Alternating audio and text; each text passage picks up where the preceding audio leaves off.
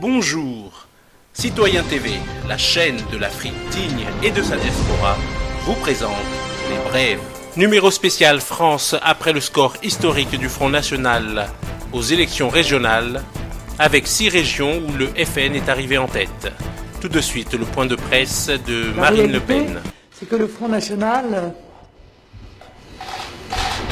enregistre la confiance des Français de plus en plus, élection après élection, et qu'il n'y a, pour peu que, encore une fois, on ait la capacité d'analyse et le contact avec le peuple, aucune surprise dans le résultat d'hier. Cette confiance va continuer à grandir. Je vous l'annonce pour qu'à la prochaine élection, vous ne soyez pas surpris non plus. Préparez-vous psychologiquement déjà. Nous nous retrouvons donc ce lundi matin avec 6 régions où le Front National est en tête, parfois en tête avec une avance absolument considérable. C'est le cas évidemment de ma région, la Picardie-Nord-Pas-de-Calais, et de celle de Marion, en Provence-Alpes-Côte d'Azur, et une région qui fait peu parler d'elle, et c'est pourtant dommage, car le résultat il est là aussi spectaculaire, c'est la région Normandie, où nous sommes à égalité, à 0,2 points près, et où il faudra également regarder quelles sont les dynamiques qui se mettent en œuvre. Le Parti socialiste, comme la secte du Temple solaire, a décidé d'un véritable suicide collectif par l'intermédiaire du retrait de ces listes forcées, mieux le dire, qui pour l'instant a été entendu par M. Castaner en PACA et par M. Saint-Signon dans ma région. Je crois que M. Masseret se fait tordre le bras, mais qu'il semble n'avoir pas le désir de participer à ce suicide collectif. Nous verrons bien s'il est souple ou s'il ne l'est pas. Nicolas Sarkozy, dans le cadre d'un bel exercice d'hypocrisie, est arrivé hier à la télévision pour dire que les listes UMP, elles, ne se retireraient pas et ne fusionneraient pas. Bon.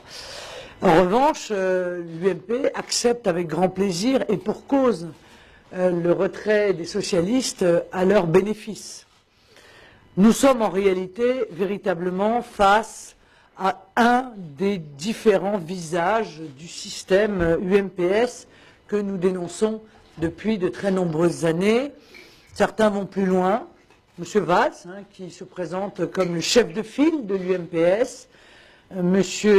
Drey, qui ce matin réclamait une grande coalition arc-en-ciel qui aille des communistes jusqu'à l'UMP.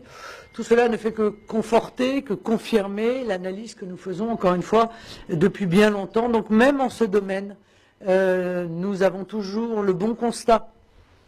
Et en l'occurrence, nous avons la bonne solution, tourner le dos au système UMPS. Les socialistes font preuve d'une belle désinvolture à l'égard de leurs électeurs, qu'ils considèrent comme, semble-t-il, une sorte de troupeau de moutons que l'on envoie au sacrifice, puisque ces électeurs socialistes qui ont voté socialiste au premier tour, dans au moins 2 régions, n'auront aucun représentant, compte tenu du retrait de la liste, aucun représentant pendant 6 ans.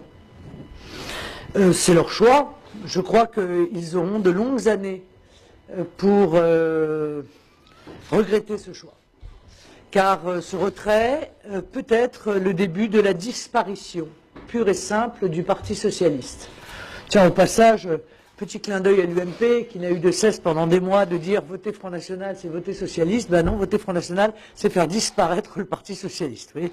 Donc ça c'est au moins quelque chose qu'ils arrêteront probablement de dire. Alors, on va assister pendant ce second tour à toute une série de signaux qui seront lancés par les candidats UMP à destination des socialistes, alors même que les socialistes, il y a encore 15 jours, 3 semaines, 1 mois, n'avaient pas de mots assez durs à l'égard de ces UMP. Qu'est-ce que ça veut dire?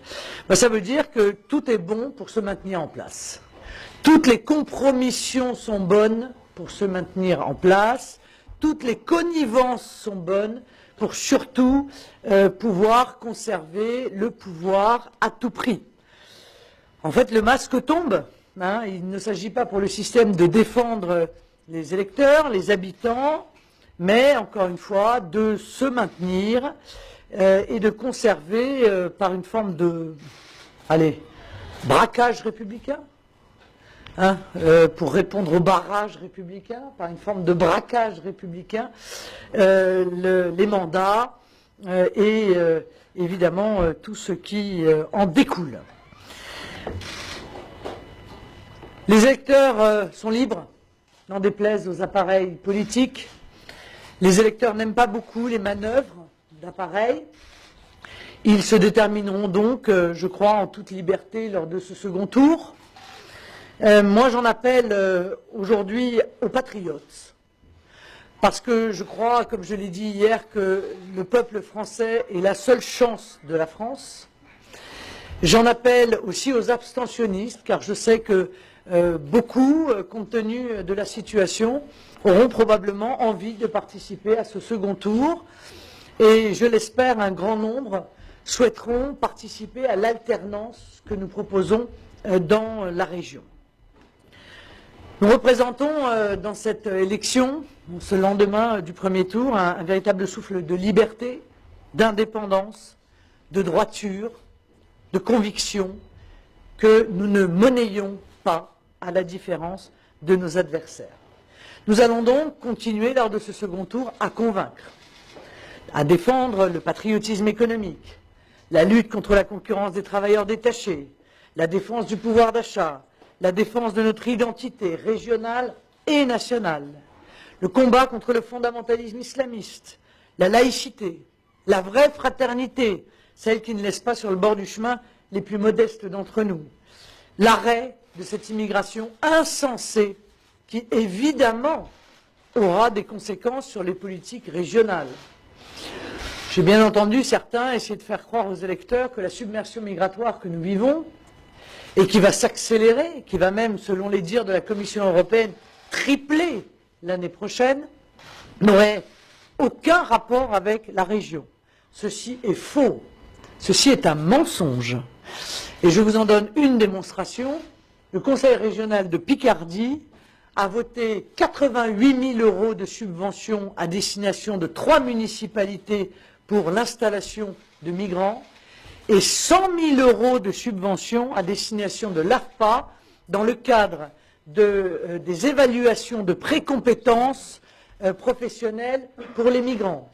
Par conséquent, l'ensemble des politiques régionales a évidemment vocation à être impacté par l'arrivée massive de migrants que l'on installera contre la volonté des maires, comme ça a été le cas à Morbecque.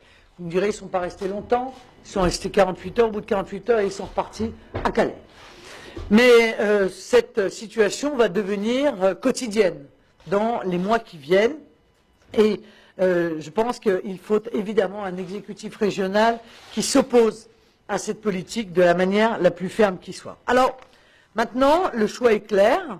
D'un côté, un système à bout de souffle que nous avons, que les électeurs ont majoritairement rejeté, qui a apporté l'insécurité, la ruine, l'incertitude dans l'avenir, le chômage et l'oubli de nos valeurs, et puis de l'autre, le retour du peuple au premier plan, le peuple qui se réinvite aux grandes dames de cette classe politique qui avait tellement l'habitude de faire sans lui depuis tellement d'années. Je l'ai dit, essayer le Front National, c'est l'adopter. Je pense que beaucoup de Français sont prêts à confier des exécutifs régionaux au Front National. Nos municipalités ont fait la démonstration que, contrairement à nos adversaires politiques qui surfent sur la peur, tout en nous accusant de surfer sur la peur, qui dit de nous que nous portons la haine tout en le disant avec la bave aux lèvres et exprimant à l'égard de nos électeurs une haine absolument inouïe, on l'a vu lors des derniers jours. Les résultats de nos villes lors de ces élections régionales sont un symbole majeur de la satisfaction des habitants des villes gérées par le Front National.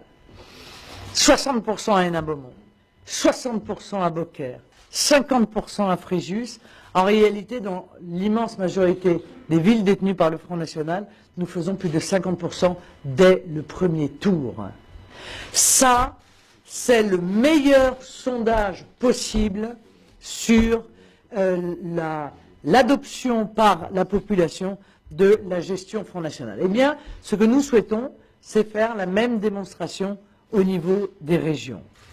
Et encore une fois, je pense qu'un nombre de Français de plus en plus important est prêt à confier des régions au Front National, ce dont je me réjouis car nous pourrons là encore faire la démonstration de nos compétences, de notre bon sens, de la défense des intérêts exclusifs des habitants de la région. Il y a d'autres enseignements quand même à tirer de cette élection. L'UMP fait un score déplorable. Le retour de Nicolas Sarkozy est un échec total, puisque l'UMP fait le même score qu'en 2010, alors même que c'était une de leurs plus mauvaises élections régionales. Ceci démontre que Nicolas Sarkozy ne représente dans l'esprit des Français aucun espoir, que les Français ne sont pas dupes des résultats que celui-ci a eu lorsqu'il était à la tête de l'État. Ils ne sont pas dupes des promesses du type « on fera demain ce qu'on n'a pas fait hier ». Et c'est un élément qui, à mon avis, va marquer les prochains mois, et notamment dans le cadre des primaires qui s'engagent à l'UMP et qui vont voir très certainement Nicolas Sarkozy être fortement contesté dans son propre camp. Le Parti socialiste s'effondre, littéralement, au point, encore une fois, de disparaître pendant 6 ans.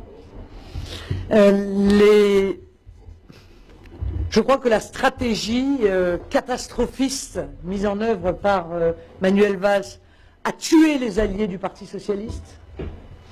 C'est ainsi que l'on assiste à la quasi-disparition, au regard des dernières régionales, des Verts et du Front de gauche, qui, là aussi, font des résultats, pour le coup, historiquement bas. Eh bien, ils doivent cet effondrement à la stratégie catastrophiste de Manuel Valls. Ils peuvent donc le remercier de ce cadeau. Nous ne pleurerons pas, nous, en ce qui nous concerne, mais ils peuvent directement remercier Manuel Valls et le Parti socialiste de ce cadeau.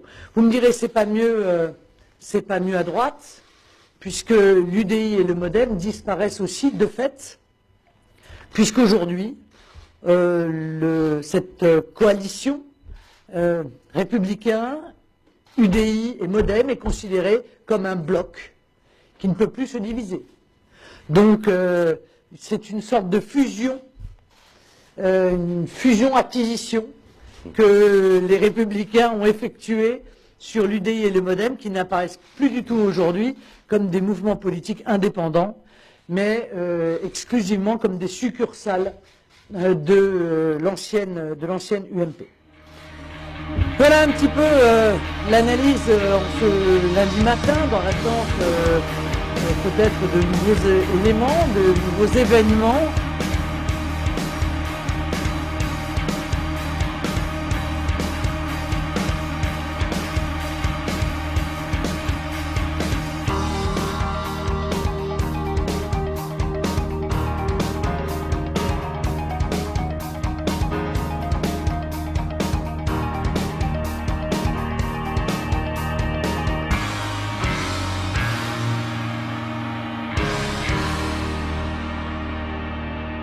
Citoyen TV, la chaîne de l'Afrique digne et de sa diaspora, vous a présenté Les Brèves.